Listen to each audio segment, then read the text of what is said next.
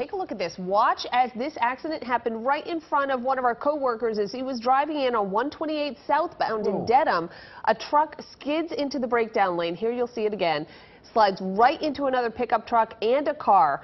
You know, the plows are out there. They're doing the best job they can, but it is still very difficult to drive. That's why the governor has asked, if you can, to stay home.